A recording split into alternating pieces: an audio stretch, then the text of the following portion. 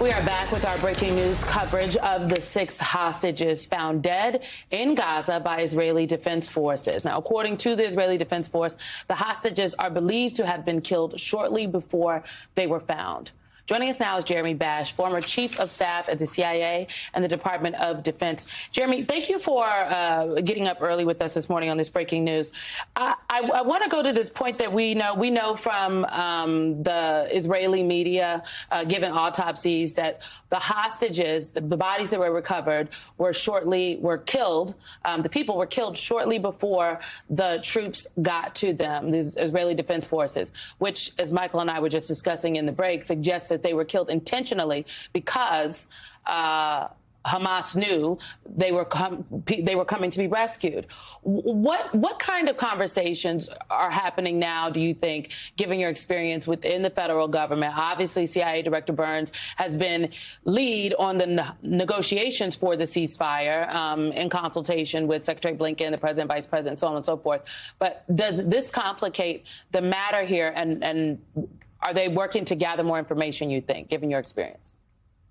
Well, Simone and Michael, first of all, we have to say we are heartbroken because this American hostage, Hersh Goldberg Poland, is an American citizen who was attending a music festival, just like any American youth today would be attending a soccer tournament or a back-to-school barbecue, and he was taken by terrorists.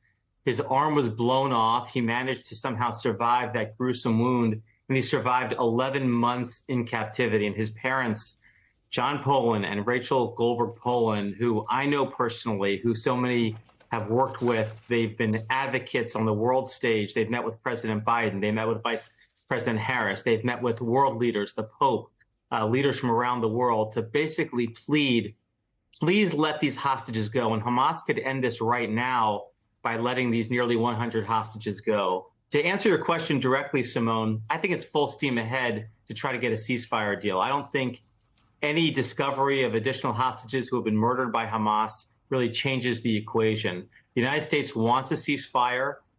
We want the hostages released, all of them. There are still 7 American hostages unaccounted for, 4 who we believe are living. But for Hamas to brutally murder an American hostage in cold blood, just as we are negotiating their release, just shows you the depravity of that organization's ideology and their tactics. Jeremy, at this point, to Simone's question, there are a lot of efforts that are underway within the West Wing Situation Room looking at this. Of course, the State Department and other governmental organs, as you know, as they're trying to gather that, the president's put out a very forceful statement, obviously, to condemn these killings. Hamas has responded to this hostage crisis.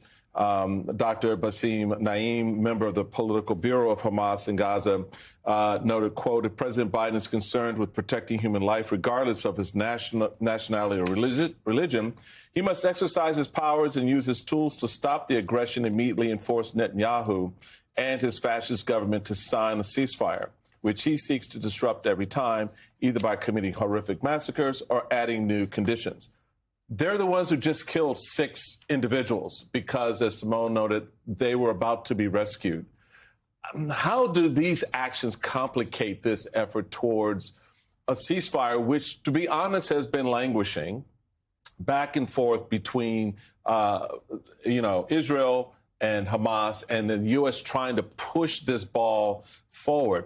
What next steps can be taken given the complication of this hard-nosed stance in the face of these killings, as well as the effort to try to rescue the remaining hostages?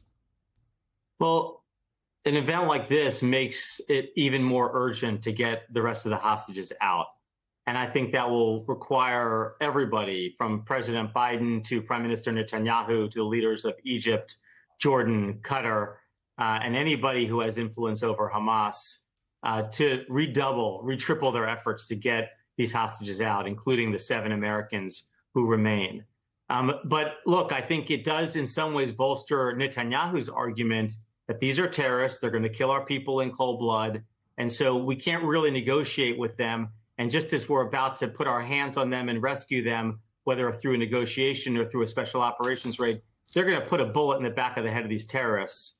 And so in some ways, it bolsters Bibi Netanyahu's argument that Israel must combat Hamas and destroy it militarily and put more military pressure on Hamas. On the other hand, I think it does also make more urgent the effort to get out any innocent captives who can be released. I have to just say personally, I've been working with John Poland and Rachel Goldberg Poland, the parents of Hersh, the American who was murdered.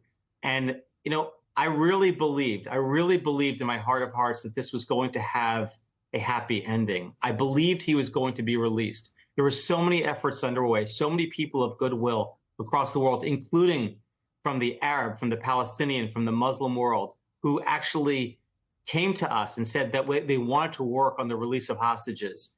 And I really believed he was going to be reunited with his parents, with his two sisters, with his loving family, and with all of his friends. And I'm just absolutely heartbroken, devastated that that's not going to happen for him and his family. But we cannot rest because there are still 100 hostages who are being held, including 7 Americans. Jeremy, this is a part of the statement from President Biden released late last night. President Biden notes, it is as tragic as it is reprehensible.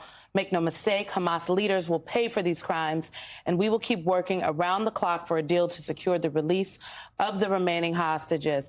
I will note it seems that Hamas responded to the president on hostages with a statement of their own, noting if President Biden is concerned with protecting human life, regardless of its nationality or religion, he must exercise his powers and use his tools to stop the aggression immediately and force Netanyahu and his fascist government to sign a ceasefire, which he seeks to disrupt every time, either by committing horrific massacres or adding new conditions. The statement from Hamas, obviously reprehensible, given that they executed.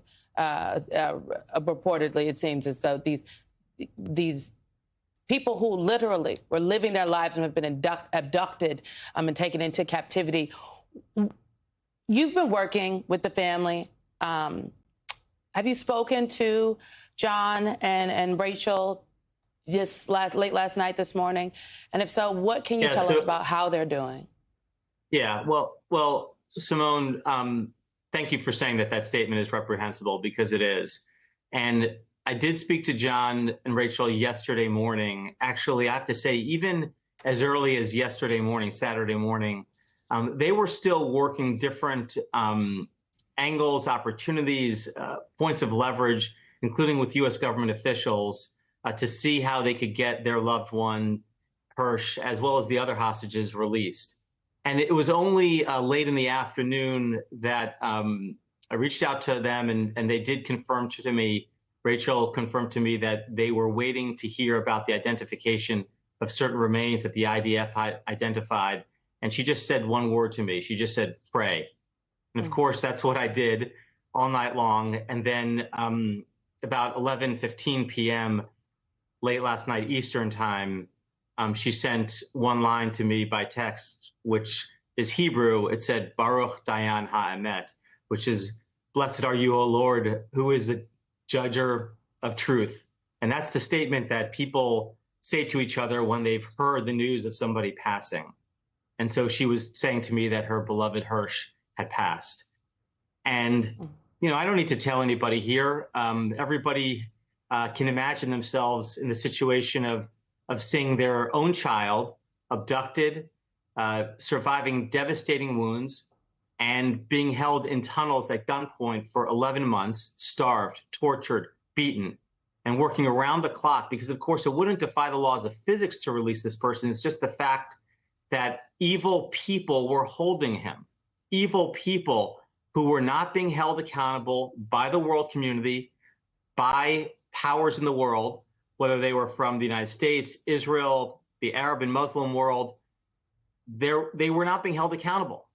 And they could have released him any moment in the last 11 months, and they did not. And so this is a time a bit to mourn. It's a time to hug your loved one, a time to know that you can't take for granted anybody's safety or security. There are terrorists in the world who will abduct, who will kill, who will bomb, who will destroy.